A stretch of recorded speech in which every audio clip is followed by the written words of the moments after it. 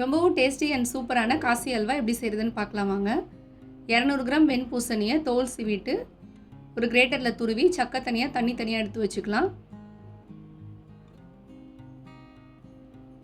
ஒரு பேனில் 1/2 டீஸ்பூன் நெய் ஆட் பண்ணி சக்கையை முதல்ல போட்டு ஒரு 2 நிமிஷம் நெய்லேயே ஃப்ரை பண்ணிக்கலாம்.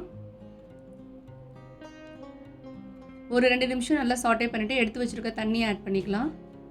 இதை நல்லா மிக்ஸ் பண்ணிவிட்டு மூடி போட்டு ஒரு 5லேருந்து 10 நிமிஷம் மீடியம் ஃப்ளேமில் இருக்கட்டும். இப்போ பாதியாக குக் ஆனதும் கொஞ்சமாக குங்குமப்பூ ஆட் பண்ணி மிக்ஸ் பண்ணிவிட்டு மறுபடியும் மூடி வச்சுக்கோங்க.